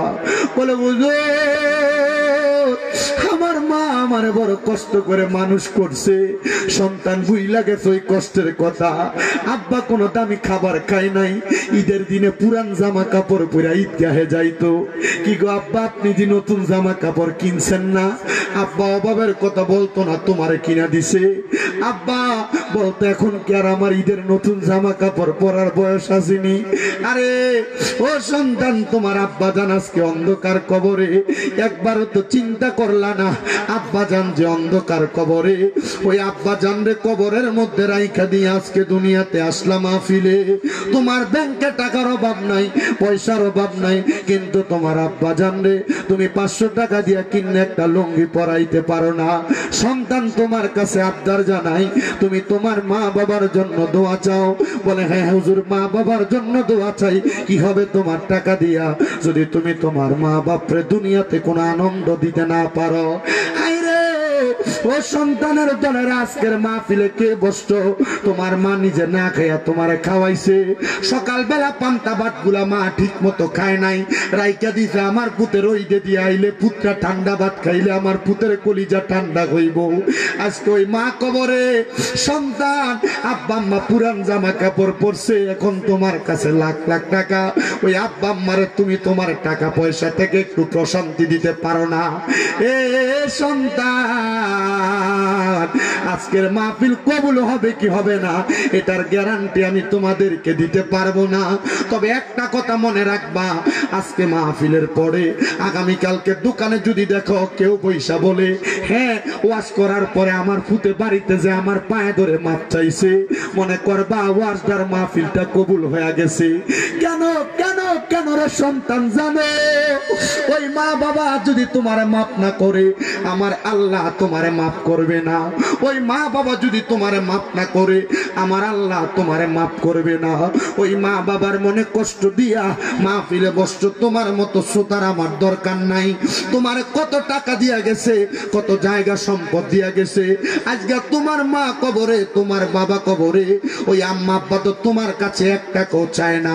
সন্তান একবার চিন্তা করো, মা বাপ তোমার লাখ লাখ টাকার জায়গা জমি দিয়া গেছে, যেই বাড়িতে থাকো যদি মাসে 5,000 টাকা করে ভাড়া দিতা, 12 মাসে 60,000 টাকা মা বাবার জায়গা জমির ভাড়া দেওয়া লাগতো। ওই মা কবরে শুয়া রইছে, তুমি সন্তানের কাছে ভাড়াও চায় না, টাকাও চায় না। সন্তান কি চায় জানো? আল্লাহর নবী কয় একটা সন্তান যখন দোয়া করে আমার আল্লাহ তাআলা ওই সন্তানের দোয়ার বরকতে তার মা বাপরে মাফ করে দেয়। ও সন্তানের দলেরা, আম্মা আব্বা যদি বাইচা থাকতো, যদি তোমার মা বাপ অসুস্থ থাকতো, মাসে যদি 2,000 টাকার ওষুধ কিনা খাওয়াইতা, 12 মাসে 24,000 টাকার ওষুধ তোমার মা বাবার পেছনে লাগতো। সন্তান একবার চিন্তা করো, মা বাপ যদি বাইচা থাকতো, যদি মাসে 1,000 টাকার ফল কিনা খাওয়াইতা, 12 মাসে 60,000 টাকার ফল তোমার মারে তুমি খাওয়ানো লাগতো। ওই মা ওই বাবা অন্ধকার কবরে, তুমি সন্তানের কাছে টাকা পয়সা চাই না, মা বাবার সম্পদ তুমি ব্যবহার করতেছো। একটা সন্তান নিয়ে হাতটা বাড়াইয়া বলবা, হুজুর আমার মা বাপ কবরে কেমন আছে জানি না। এই মাহফিলটা আগামী বছর হবে, আজকে 14তম মাহফিল, 15তম মাহফিলে, মাহফিলের প্যান্ডেলটা করতে যে খরচটা লাগে আমি মাহফিলের প্যান্ডেলের খরচটা দিয়া দিব। আমার মা বাবার কবরে যেন আল্লাহ তাআলা জান্নাতি সামিয়ানার ব্যবস্থা করে দেয়। একজন সন্তান নিয়ে হাতটা বাড়াইবা, তোমার জন্য কাজ করে দোয়া করা হবে। বলো হুজুর এত টাকার প্যান্ডেলের টাকা দিতে পারবো না, আমি আমার মা বাপরে মোহাব্বত করে 10,000 টাকা আগামী বছর মাহফিলে দান করব। একজন যদি থাকেন হাত বাড়াইয়া বলবেন, আপনার জন্য দোয়া করা হবে। বারবার বলি, মা বাপ যদি বাইচা থাকতো, মা বাবার পেছনে যদি তুমি দৈনিক 100 টাকা করে খরচ করতা, প্রতি মাসে তোমার তো 3,000 টাকা খরচ আসতো। চিন্তা করে দেখছুনি 12 মাসে তোমার 30,000, 36,000 টাকা, 39,000 টাকার মতো খরচ আসতো। আজকে ওই মা কবরে একজন সন্তান ওই মার কবরে জান্নাতের জন্য দোয়া চাইয়া আছেন নাকি? হাত বাড়াইয়া বলবেন, হুজুর আমি 10,000 টাকা দান করবো আগামী বছর। একজন, হুজুর আমার মা নাই, দোয়া করেন আমি দান করব। 10,000 টাকা দেওয়ার মতো। গতবার আগের বার কিনা তুলে দিয়ে গেছিল গরুর গোস্ত টোস্ত, মোটামুটি চাউল ফাত যা লাগে মশলাপাতির খরচ, শুধু তোমরা ফলাইন দিয়ে একবার এটা ছক্কা মেরে দিছো মাহফিলদারে। খেলা কি ব্রাজিল না আর্জেন্টিনা ছিল? আর্জেন্টিনার খেলা ছিল, যে একটা মার্ডার করছিল 3টা বার। আমি চিন্তা করছি এর লাগে আমি 12টার আগে মনে করতে গেছি না, 12টা দিয়ে খেলা ছিল। একটা সন্তান বলে, হুজুর আমার মা নাই, দোয়া করেন। একজন, হুজুর আমার মা নাই, দোয়া করেন আমি 10,000 টাকা আগামী বছর দান করেন। 10,000 না, বলে হুজুর ঠিক আছে 5,000 টাকা দান করেন, একটু দোয়া করেন, আমি দোয়া করবো আখিরি মুনাজাতের ভিতরে। কোয়ালান আত্মীল্লা কোয়ালান, বলো ওইখান থেকে বললে চলবে। লেহন লেহেন নি কি কোনে লিখবো কলম ল কে দিবেন? একজন বলে, হুজুর আব্বু নাই মাও নাই, নারে তাকবীর, নারে রিসালাত। আপনার নাম কিটা? জনাব মোহাম্মদ জসিমউদ্দিন সাহেব। ওনার ছোট ভাই অসুস্থ, মা বাবার জন্য দোয়া চায়, উনি দান করে দিছে 5,000 টাকা। আল্লাহ কবুল করা, মঞ্জুর করো। আমার ভাই জসিমউদ্দিন ভাই না, জসিমউদ্দিন ভাই দান করে দিলেন 5,000 টাকা। আল্লাহ আমার জসিম ভাইয়ের মনের আশা পূরণ করো, বংশের কবর আযাব মাফ করো, কামাই রুজির মধ্যে বরকত দান করো। ছোট ভাইটা অসুস্থ, আল্লাহুম্মা সাল্লি আলা সাইয়্যিদিনা মুহাম্মাদিন ওয়া আলা আলি মুহাম্মদ বিআদাদি কুল্লি দাইন ওয়া দাওয়া ওয়া বিআদাদি কুল্লি ইল্লাতি ওয়া শিফা। আল্লাহ দুরুদে শিফার ওসিলায় জসিম ভাইয়ের ছোট ভাইটাকে শিফা দেলা কামেলা নসিব করো। জনাব মোহাম্মদ আনিসুর রহমান সাহেব উনি দান করে দিলেন, হ্যাঁ ছেলেটা পড়ালেখা করে মাদ্রাসায়, আল্লাহ উনি দান করে দিলেন 5,000 টাকা। আল্লাহ আনিস সাহেবের মনের আশা পূরণ করো। আম্মা নাই আব্বা নাই, আম্মা আব্বার কবর জান্নাতের বাগান বানাও, হায়াতে বরকত দান করো, মনের আশা পূরণ করো, কামাই রুজির মধ্যে বরকত দান করো। আমার আনিস ভাই যে আশা করে দান করেছে আশাগুলা পূরণ করো, জোরে কোন আমিন। এরপরে আছেন নাকি 5,000 টাকা দান করবেন। 3 নাম্বার, আপনার জন্য কাজ করে দোয়া করা হবে। আপনার নাম কি বাবা? সেলিম ভাই, জনাব মোহাম্মদ সেলিম ভাই, উনি দান করে দিলেন 5,000 টাকা আগামী বছরের জন্য। আল্লাহ কবুল করো, মঞ্জুর করো। আমার সেলিম ভাইয়ের বংশের কবর আযাব মাফ করো, কামাই রুজিতে বরকত দাও, হায়াতের মধ্যে বরকত দান করো। আম্মা আব্বার কবুল ও মঞ্জুর করে নাও, সমস্ত প্রকার বিপদ আপদ বালা মুসিবত থেকে হেফাজত দান করো। সম্পদ দিলা, বাড়ি দিলা, থাকলা সব রাখ, থাকবে সবই পরে, কিন্তু মরার পরে কান্দে করে কবরে নামাবে কেতা। আরে রে প্রেমের খেলা খেলছো দয়াল রে। ওই সন্তানের কথাই তুই শানের মধ্যে লেখছে। আসেননি এমন একটা মা হারা সন্তান, এমন একটা বাবা হারা সন্তান। হুজুর আমার মা নাই, দোয়া কইরেন, আমার বাবা নাই, দোয়া কইরেন। আগামী বছর আমি 5,000 টাকা দিব। 4 নাম্বার, আসেননি কেউ? বলে হুজুর দোয়া চাই। খোলাফায়ে রাশেদা, আমার নবী দুনিয়াতে নবীজির 4 জন খলিফার ব্যাপারে খোলাফায়ে রাশিদিন ঘোষণা করছে। এদের মুহাব্বতে 4 নাম্বার 5,000 টাকা দেওয়ার মতো। বড় ভাই নাম কি আপনার? মারহাবা, নারে তাকবীর। এটা আসতেনি, নারে তাকবীর, নারে রিসালাত। আল্লাহ কবুল করো, মঞ্জুর করো।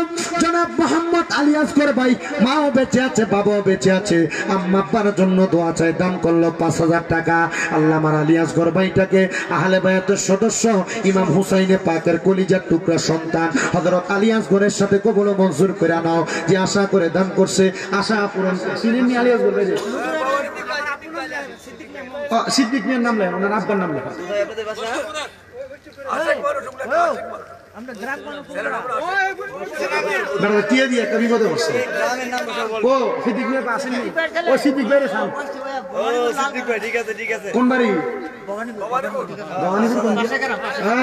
আল্লাহ কবুল করো, মঞ্জুর করো।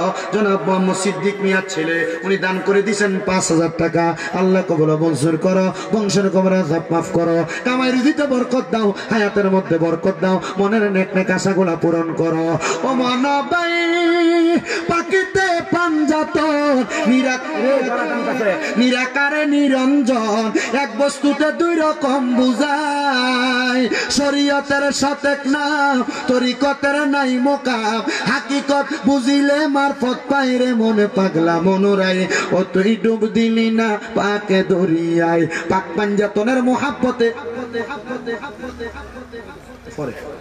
একটু পাক পাঞ্জাতনের মোহাব্বতে 5 নাম্বার কে দিবেন? 5,000 টাকা।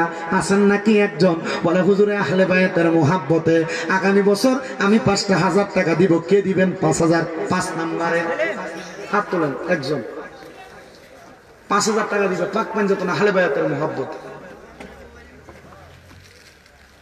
ও মানবাই মক্কা ও মদিনার ঘরে সোনার সিন্দুক লড়ে চড়ে, আবার ঘরে ঘরে সিন্দুক দেখা যায়। সে সিন্দুকের গিরকি কাটা লাগাই আছে প্রেমের আটা। আমার পাঞ্জাতন বিনে খোলা বিষম দাইরে মন পাগলা মনুরাই। ও তুই ডুব দিলি না পাকে ধরিয়ায়। 5 নাম্বারে কে দান করবো? 5,000। বড় ভাই নাম কি ভাই? গিয়াসউদ্দিন ভাই। আল্লাহ কবুল কর। আম্মা বাসিনি? মা নাই, বাবা আছে। আল্লাহ কবুল করো, মঞ্জুর করো। ওরে 3.5 হাত গর্তে ফেলে কেমন করে আইলা চলে, তোমার বাড়ি আইতে দেরি হইলে যেই মা ঘুমাইতো না, ওই কবর দেশে মায়ের পাশে একটু রইলি না। আল্লাহ আমার গিয়াসউদ্দিন ভাই মা নাই, আব্বা বেঁচে আছে, দোয়া চাই, দান করে দিছে 5,000 টাকা। আমার গিয়াসউদ্দিন ভাইরে কবুল করো, বংশের কবর আযাব মাফ করো, কামাই রুজিতে বরকত দাও, আব্বার হায়াতে বরকত দাও, আম্মার কবর নাজাতের ফয়সালা করো, বিপদ আপদ বালা মুসিবত থেকে হেফাজত দান করে। নাম কি? জাহাঙ্গীর খান এও এটা কিন্তু আমার আমার টিফরে দিয়ে মুসাফার সময় আল্লাহ কবুল করো মঞ্জুর করো জনাব মোহাম্মদ জাহাঙ্গীর খান সাহেব উনি দান করে দিচ্ছেন আম্মা আব্বার জন্য দোয়া চায়া 5000 টাকা আল্লাহ কবুল করো মঞ্জুর করো বংশের কবর আযাব মাফ করো কামাই রুজিতে বরকত দান করো। কেমন আছেন বাবা মনি কেমন আছেন মা জননী একবার তো ফিরা চাইলি না ওই মা বাবারে কষ্ট দিয়া দুনিয়াতে দিন কাটাইয়া একটুও তো শান্তি পাবি না রে কবর দেশের খবর লইলি না। এরপরে 6 নাম্বার আছেন নাকি কোন দন্য মায়ের দন্য সন্তান দন্য বাবার দন্য সন্তান আম্মার জন্য দোয়া চান আব্বার জন্য দোয়া চান দান করে দিবেন 5,000 টাকা 6 নাম্বারে তার জন্য খাস করে দোয়া করা হবে। কেউ আসেননি 5 নাম্বার 5,000 6 নাম্বার 5,000 কত হ্যাঁ নাম কি আব্দুর রাজ্জাক মেয়ের ছেলে মোহাম্মদ মুশাররফ তার আব্বার জন্য দোয়া চায় দান করছে 2000 টাকা আল্লাহ কবুল করো মঞ্জুর করো বংশের কবর আযাব মাফ করো মারহাবা আল্লাহ কবুল করো। আপনার নাম কি ফজলু মিয়া সাহেবের আম্মা জান দান করে দিছে। আপনি 2 মাস আল্লাহ বুড়া তো রয়ে এসেছে আপনার আম্মাকে আরো বুড়া আল্লাহ কবুল করুক হায়াতে বরকত দান করুক কোন আমিন। সভাপতি সাহেব সভাপতি ফজলু মিয়ার আম্মা জান সভাপতিটা জন কইছে না তাহলে মোটামুটি সভাপতি সাহেবের আম্মা জান দান করে দিলেন 3000 টাকা আল্লাহ কবুল করো মঞ্জুর করো সভাপতির মার হায়াতে বরকত দাও বংশের কবর আযাব মাফ করো নগদ 3000 টাকা আল্লাহ কবুল করো মঞ্জুর করো বংশের কবর আযাব মাফ করে এটা নগদ দিয়া লাইছে আল্লাহ কবুল ও মঞ্জুর করো। 6 নাম্বার চাইছিলাম 5000 টাকা দেওয়ার মতো 6 নাম্বার আসেনি কেউ 5 জন পাইছে 5000 করে আরেকজন শেষ বালাদার সব বালাদার বলে হুজুর আমার ব্যবসা বাণিজ্যের জন্য আল্লাহ বরকত দেয় 5,000 টাকা আমি দান করবো বাবা আল্লাহর নবীর মাহফিলে 5,000 টাকা দান করতে আপনার গায়ে লাগে কিন্তু বাউন্ডারে যাবে আর আপনি ডাক্তার দেখাইতেন একটা সুন্দর পরীক্ষা করে 1000 টাকা ভিজিট 2-3টা পরীক্ষা লিখে দিব তবু 4,000 5,000 পরীক্ষার দিই এই লাগছে হচ্ছে মহিলার কাছে খাতা কলম ফাটেন বেরিয়েতে বইয়ের শিখিয়ে পাওয়া লেগে বেড়াতে থেকে বেরিয়েতে গেল একজন বলে হুজুর আমি 5,000 টাকা আল্লাহ যেন আমারে কঠিন রোগ থেকে শেফা দান করে আমি আগামী বছর 5,000 টাকা দান করেন আসেননি কেউ 5,000 টাকা দেওয়ার মতো। আব্বা আপনার নাম কি বাবা বাড়ি কই বাবা আল্লাহ কবুল করো মঞ্জুর করো তাকবীরটা একটু জোরে নারে তাকবীর করো জনাব মোহাম্মদ ফারুক মিয়া দান করে দিছেন আরো 5,000 টাকা আল্লাহ কবুল করো মঞ্জুর করো বংশের কবর আযাব মাফ করো কামাই রুজিতে বরকত দাও হায়াতের মধ্যে বরকত দান করো মনের নেক নেক আশাগুলা পূরণ করো। উনি যে আশা করে 5,000 টাকা দান করছে দানের হাদিয়া সোনারা মক্কা মদিনা পৌঁছাও জোরে কোন আমিন। এবার সবাই আমার সাথে বলেন লা ইলাহা ইল্লাল্লাহ মুহাম্মাদুর রাসূলুল্লাহ সাল্লাল্লাহু আলাইহি ওয়াসাল্লাম। এবার আপনারা বলেন এই কালেমার ভালোবাসা আমাদের সবার সিনাতে আছে না নাই আছে? হাত তুলেন আল্লাহ কবুল করুক আমিন কোন আমিন। আল্লাহ যেন সবাইরে কবুল করে জোরে কোন আমিন। এই কালিমা তৈয়বার লা ইলাহা ইল্লাল্লাহ লিখতে হরফ লাগে 12টা জোরে কয়টা হরফ লাগে 12টা হরফ 12 জন মানুষ চাই 2000 করে দান করব। লা ইলাহা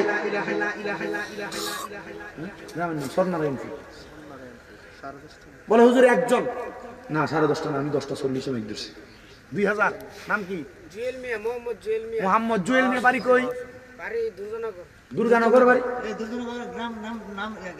দুর্জনগর না দুর্গানগর দুর্জনগর আল্লাহ কবুল কর। আপনার নাম কি মোহাম্মদ তাজুল ইসলাম সাহেবের ছেলে জনাব মোহাম্মদ জুয়েল মিয়া দান করে দিছে 2000 টাকা আল্লাহ কবুল করো মঞ্জুর করো বংশের কবর আযাব মাফ করো কামাই রুজি হায়াতে বরকত দাও মনের আশা পূরণ করো যে আশা করে দান করছে মনের নেক নেক আশাগুলা পূরণ করো জোরে কোন আমিন। এরপরে কে দিবেন 2 নাম্বার কালিমা তৈয়বা লা ইলাহা ইল্লাল্লাহতে হরফ 12টা এই 12 জন মানুষ চাই ভাগ্যবান বলে হুজুর প্রত্যেক হরফের মোহাব্বতে প্রত্যেক 12 জন মানুষ। এরপরে 2 নাম্বার কে দান করবে 2000 টাকা নাম আব্দুল গাফফার, নাম তো বড় সুন্দর। আল্লাহ কবুল করো, মঞ্জুর করো। আব্দুল গাফফার সাহেব দান করছে 2000 টাকা। আল্লাহ কবুল ও মঞ্জুর করো। বংশের কবর আযাব মাফ করো। গাফফার সাহেবের মনে আশা পূরণ করো। বংশের কবর আযাব মাফ করো। হায়াতে বরকত দান করো। ও তিনজনে সে 2000 করে। এর আগে না দিছিল একটা 4 নাম্বার বলে হুজুর আমি 2000 টাকা দান করবো আগামী বছর।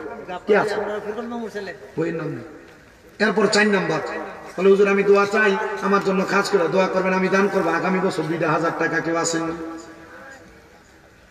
নাই কেউ? সবাই পড়েন মুহাম্মাদুর রাসূলুল্লাহ সাল্লাল্লাহু আলাইহি ওয়াসাল্লাম। এ মুহাম্মাদুর রাসূলুল্লাহ লিখতে হরফ লাগে 12টা।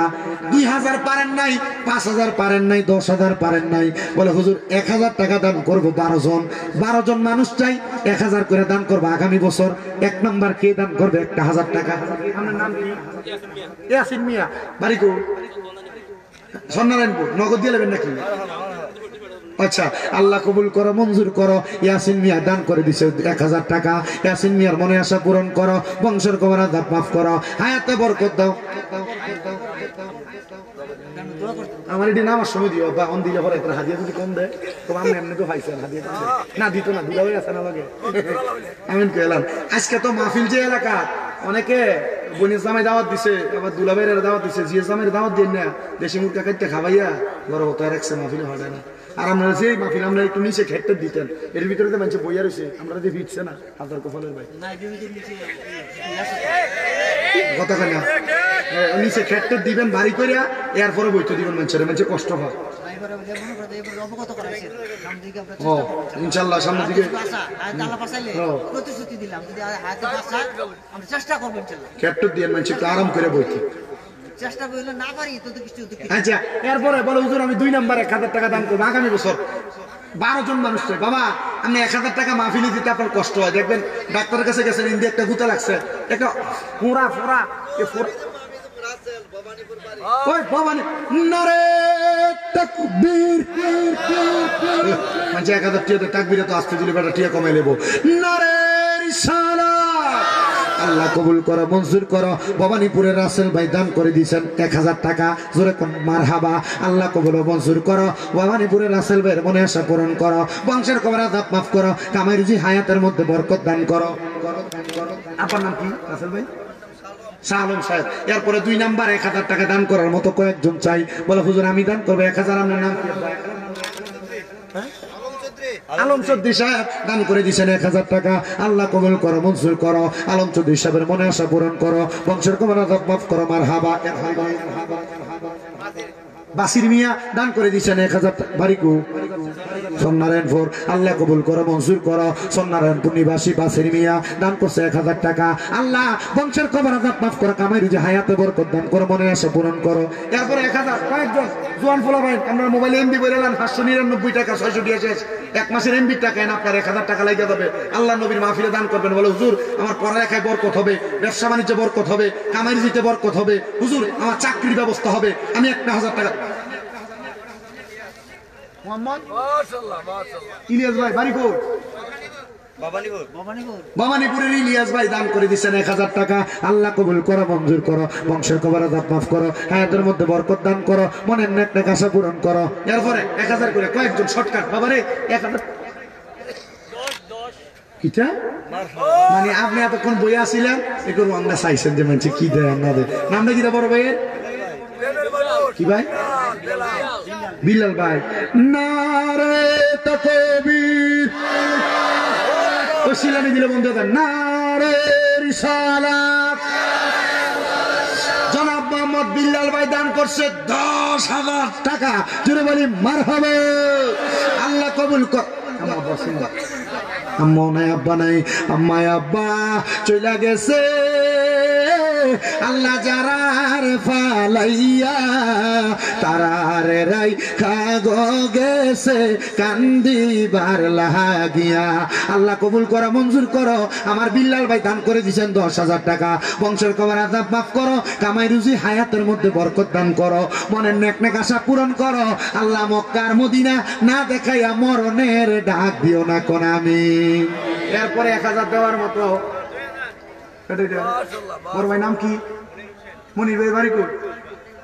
এ বছর কি এত অভাব ফেলে গেছে একটা টিস্যু রাখতেছে না আরে টিস্যু পেপারটা আনাইছে আলামত লাগাইছে আচ্ছা আনছিলাম ঠিকই এই আইনে রাখতে দেন ইনশাআল্লাহ ভাই আচ্ছা আগামী বছর দিন আল্লাহ কবুল করো মঞ্জুর করো মনির ভাই হ্যাঁ বাড়ি কো আমরা জামাই দাওয়াত দিয়ে তাহলে এলাকা জামাই দাওয়াত দিয়ে লাভ আছে আল্লাহ কবুল করো মঞ্জুর করো জামাই মনির সাহেব উনি দান করে দিচ্ছেন 2000 টাকা আল্লাহ আমার মনির ভাইয়ের বংশের কবর আযাব মাফ করো আল্লাহ কামারজির মধ্যে বরকত দাও হায়াতে বরকত দাও মনের নেক নেক আশাগুলো পূরণ করো জোরে করো আমিন আমিন ইয়া রাব্বাল আলামিন মুসনু ভাই মনির ভাই বাপের নাম কি একটু খারাপ বাপের নাম লাগবে তো আরে আরে চিচি চিচি আচ্ছা আচ্ছা আচ্ছা বুঝছি আপনার নামটা লিখে রাখেন নাম কিটা শরীফ ভাই বাড়ি বাপের নাম কিটা আলম সাহেব আলম খান এই খান বাড়ি দি আল্লাহ কবুল করো মঞ্জুর করো মারহাবা দিদি এই তো টিয়ার নাস্তা তো বাড়ি আপনি কিটা 2000 নাম কি পারভেজ আব্বার নাম কি খলিল মিয়া মারহাবা আল্লাহ কবুল করো মঞ্জুর করো পারভেজ বাবা খলিল মিয়া না খলিল মিয়ার জন্য দোয়া চাই বংশের কবর আযাব মাফ চাই দোয়া চাই আমার পারভেজ দান করছে 2000 জোরে কোন মারহাবা এরপরে 2000 1000 এর দাগ নাইও এই ইয়া একটু বাপ আর মা হয় বাপ নাই নয় মা নাই নয় মা বাপ দুইজনে নাই এমন কেডা কেডা আছেন চাই একটু হাত তোলেন তো বাপ মা নাই বাপ নাই মা নাই বা বাপ মা কেউই নাই এমন কেডা কেডা আছে আর নাইও কেউ দিয়ে মাশাআল্লাহ মোটামুটি নামান টিয়া লাগবে লেগে আচ্ছা ওই ইয়া আব্বা আম্মা যদি বাইসা থাকতো 1 বছর যদি ভাত খাওয়াইতেন 1 বস্তা চাউল লাগতো না কথা কয় না আগামী বছর তাবারুক হইতো ওই এর আগের বার তাবারুক মোটামুটি কালেকশন করে দাও গতবার মনে তাবারুক দিচ্ছেন গতবার কোন হুজুর আনছে তাবারুকের টিয়া কালেকশন করে দিয়েছে না এর লাগে মানছেন হ্যাঁ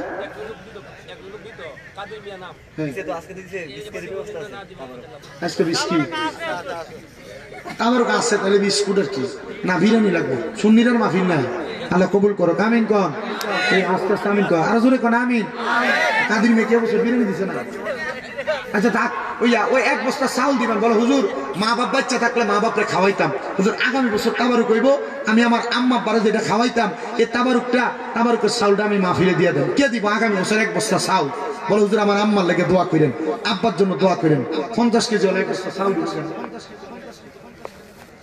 আমার নাম কি বড় ভাই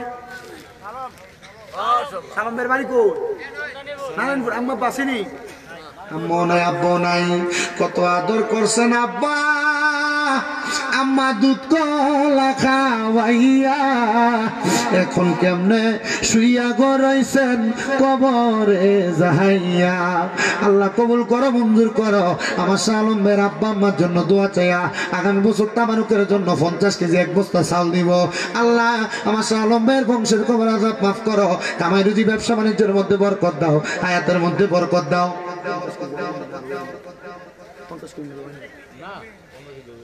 আরেক বস্তা চাউল দিবেন আসেননি কেউ হ্যাঁ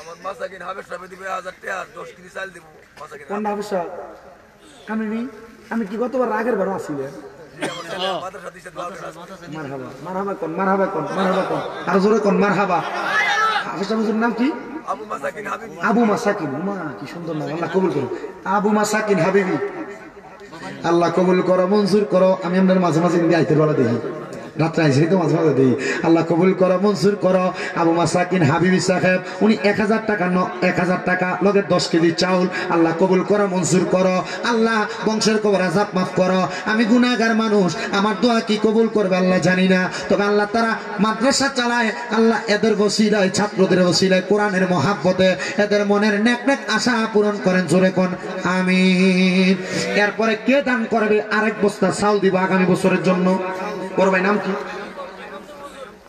2 মণ চাউল কিন্তু এটি ওই যে গুড়ি ছিল না হাতে ডলা দিলে কি আন বারো যায়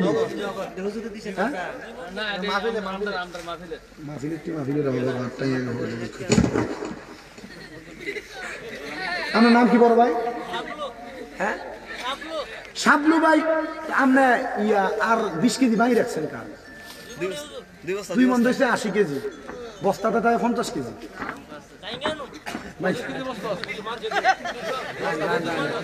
ওই এনাতে 50 কেজি 150 কেজি চাল হইলো ওই মনি এরকম আপনার 20 কেজি চাল আর মানুষের কাছে চাওয়াই না 20 কেজি ওই গুনি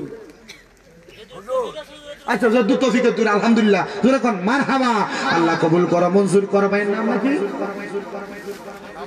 বাপ শাবলু ভাই আল্লাহ কবুল করো মঞ্জুর করো আমার শাবলু ভাইয়ের আম্মা বাসেনি বাবার নাম কি বাবার নাম শফিকুল ইসলাম বাবার নাম আল্লাহ কবুল করো মঞ্জুর করো আমার শাবলু ভাই বাবার জন্য দোয়া চায় মার জন্য দোয়া চায় বংশের কবার আযাব মাফ কইরো আল্লাহ আমার শাবলু ভাই যে আশা করে 40 কেজি 80 কেজি চাল দান করছে আল্লাহ আমার ভাইয়ের এই দানটারে কবুল কইরা তাদের রিজিকে কোনোদিন অভাব অনটন দিও না কোন আমিন এরপরে 80 কেজি মারহাবা এরপরে আরেকজন মানুষ জলিল ভাই জলিল ভাই বৈষ্ণবপুর উনি দান করছে 2000 ধরে কোন মারহাবা করে বংশের কবর আযাব মাফ করে হায়াতে কামাইয়ে রিজিকে আইলেমে দারাজি দান করে জোরে কোন আমিন এরপরে ওই ইয়া মশলা লাগিয়া 5000 টাকা ও ইয়া আম্মা বাচ্চা থাকলে এই যদি কত ফুটরে কত গরুর 5 কেজি করে গরুর গোশত দিব মাহফিলের লাগে আগামী বছর একজন আচ্ছা গরু 10 জনের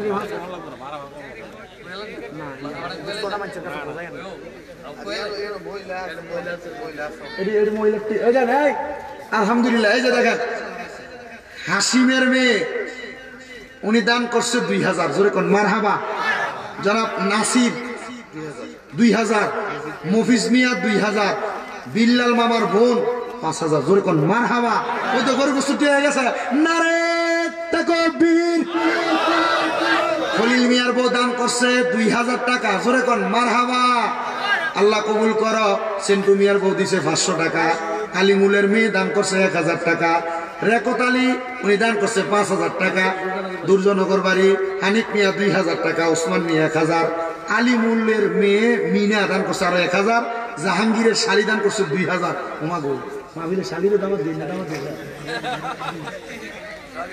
রতন খা দান করছে আরো 1000 আল্লাহ যেন কবুল করে জোরে কোন আমিন এই যে গোস্তটি হইব মারহাবা এরপরে আরেকটা বলে যে আমি 10 জন চাইছি আরে 5 জন হলে তো ফামু একজন 5 কেজি গোস্ত কিনে দিবেন আগামী বছর মাহফিলে একজন হুজুর আমার আম্মা আব্বা চাইলে আমি কিনে খাওয়াইতাম আগামী বছর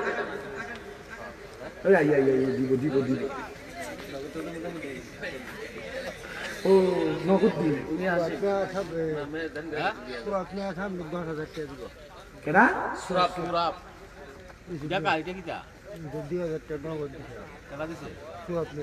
সোরামের বাড়ি তো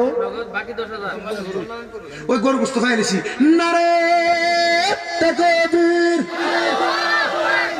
নারে রিসালাত ভাইয়া আমার কানে করতে লাগো না সামনে তুমি আমার কানটা ফাটাইলে অসুবিধা নাই বাবা আল্লাহ কবুল করো মঞ্জুর করো জনাব মোহাম্মদ সৌরভ নিয়ে নগদ দিছে 2000 টাকা আগামী বছর দান করবে 10000 টাকা জোরে বলি মারহাবা আল্লাহ কবুল করো মঞ্জুর করো সৌরভ নিয়ার বংশের কবর আযাব মাফ করো কামাই রুজির মধ্যে বরকত দাও হায়াতে বরকত দাও ঈমানে আমলে জিন্দেগি নসিব করো জোরে কোন আমিন ও তুমি সবাইকে মদিনায় নিলা সবাইকে মদিনায় নিলা আমায় নিলা না নবী গো আমায় নিলা না মদিনা মোর আসল ঠিকানা নবী গো মদিনা মোর আসল ঠিকানা এরপরে কে দান করবে 5 কেজি গরুর গোশত চাইছিলাম কয়েকজন এক নাম্বার একজন না বলে হুজুর আম্মা আব্বা থাকলে খাওয়াইতাম আপনার বাড়িতে এত মানুষ নিয়ে মেহমানদারি করাইতে আপনি পারতেন না বলে হুজুর আমি 5 কেজি গোশত দিয়ে শরীক হইলাম এই মেহমানদারি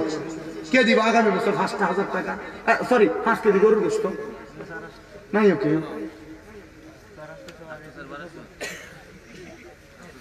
কয়েকজন মানুষ সঙ্গ হইতো না ওই 16 লিটার 1 কুইন্টাল তেল দিয়ে যান গরুর গোশত বুঝি এটা কামই বেড দিয়ে বলে হুজুর আমার বেশি ভালো লাগলো না আমি 1 কুইন্টাল তেল দেবো 16 লিটার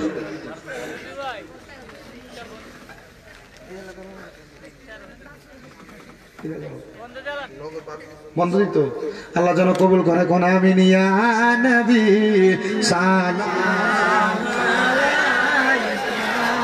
ইয়া রাসূল সালাম ইয়া হাবিব সালাম আলাইকা সালাম